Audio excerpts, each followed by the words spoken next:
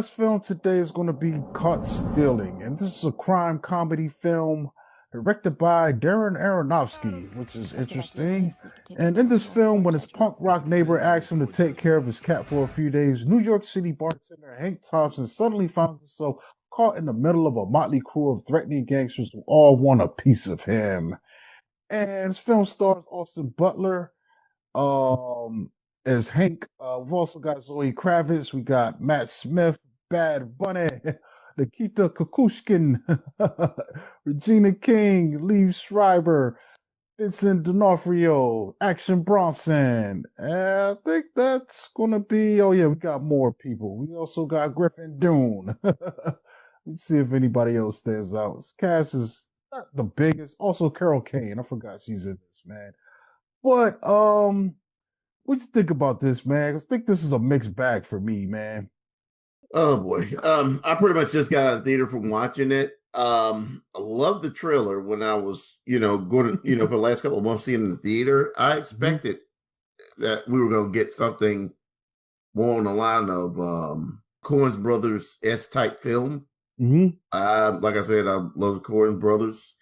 To me, a lot of people, like you start looking in the last couple of months, films like Eddington and Coen Brother S-type films that people have been making, but that's been lacking, and this might be one of them.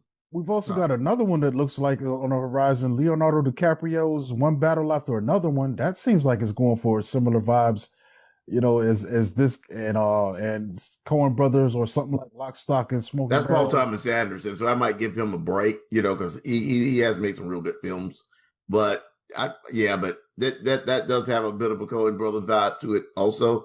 But I watched this film and I just thought it was just okay, and might be one of my favorite trailers I think I've seen this year. There's things going on in this that kind of touch on that, where you've got a character that's suddenly thrust into this world and they don't really know what's going on. Yeah. And everywhere they go, someone's kicking their ass and pushing them around while they're like, what's happening? What's like, I don't know, man, But when this is done, I thought it was a good concept for a film, but it wasn't really executed all that well.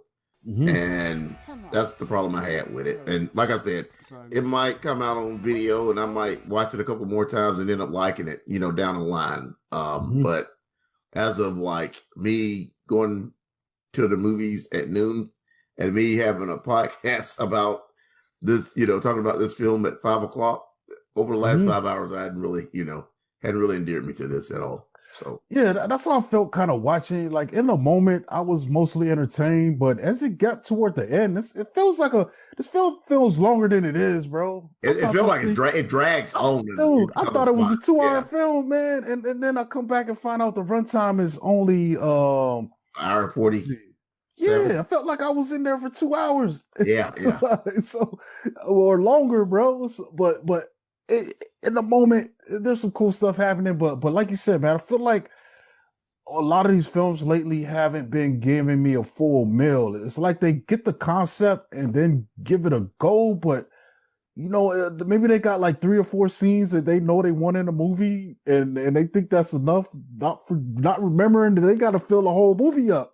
Like, what else are you going to do with this time? Some of the characters in this, like the two Orthodox Jewish assassins. I thought that we'd probably get some better laughs out of that, or something more interesting out of that. We don't get a lot of time with them. They're lurking for most of the film, and then when we do get a hold of them, it's like the biggest gag really is. We've seen that in the trailer in a way. And I don't know. I like those characters were kind of a little bit fun to me just because also as I'm watching it, I picked one of them out, and I was in my head and I forgot to stay for the, to watch the credits and be sure of it, but I could have swore one of those was Vincent D'Onofrio, and sure to find out it was. I didn't guess Liev Schreiber because he looks so crazy. Like they both look like got a lot of heavy makeup on his stuff, but Vinny D's somehow his personality is shown through a little bit more than Liev's. So it was fun to watch. But it's one of these films where, like I said, I think they had some ideas of some scenes and some things, but it's not fleshed out. It's like you went to get a full meal, but they didn't. But the potatoes was kind of dry, you know what I'm saying, and your carrots was rubbery, but maybe the steak was good, but but your napkin didn't fit in your lap quite right, when you like it's got things that work, and then other things that kind of drag it down. Like I said, man, I still gave it a like.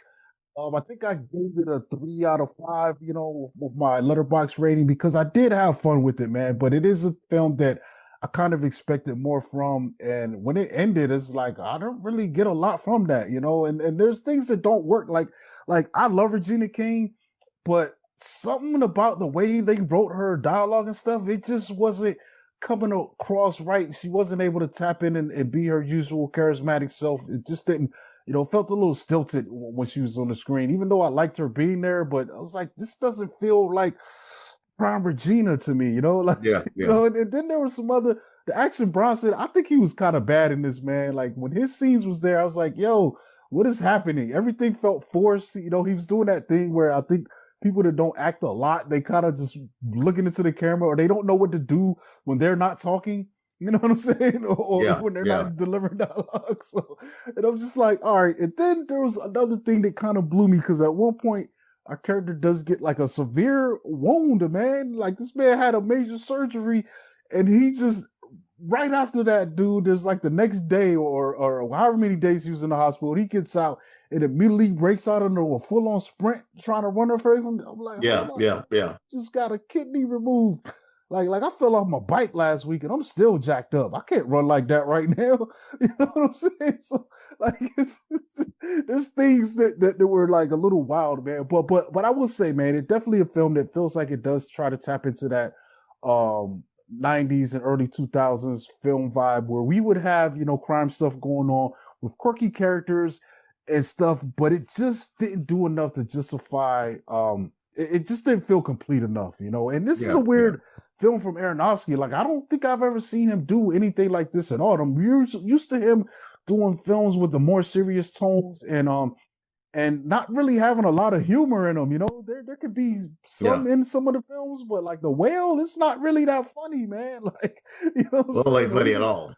Requiem for a Dream, it's not that funny, bro. Like, Noah wasn't that funny. I think I think I saw Black Swan, and there's probably one or two that came out that I didn't see, but he's not a funny filmmaking. The Wrestler, guy, The Wrestler, The Wrestler, great, The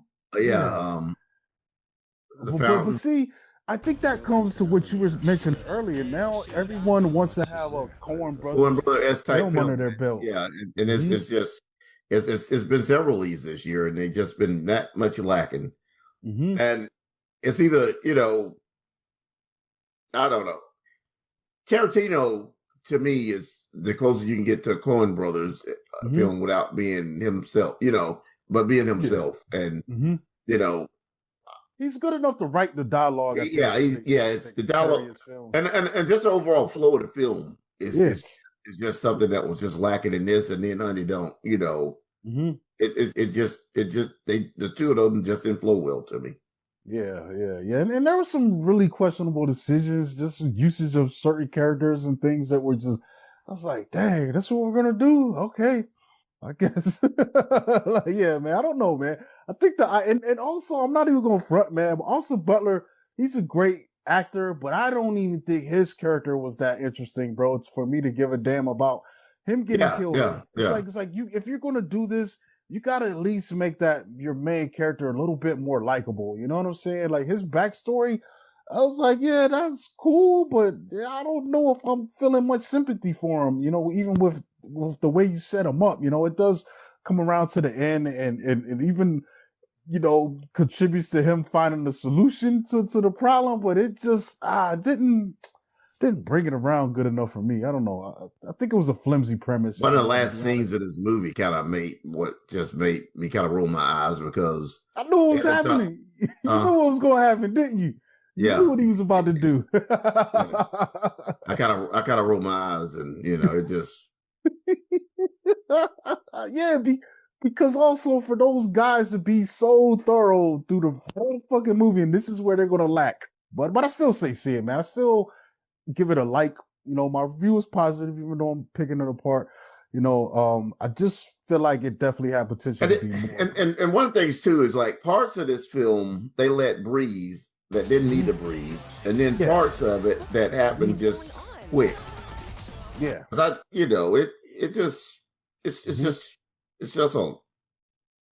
Yeah, it came across like a big old mess. And I think another thing too that's happening with a lot of films lately or filmmakers is they're kind of getting stuck in having these shock value moments, that just don't really add much to their stories other than being something that's shocking or something that they can put in the trailers or something that'll be buzzing like oh my God, like, and that particular moment, and then you go to the film and then the moment happens and then you're like, okay, that's cool, but what else you got?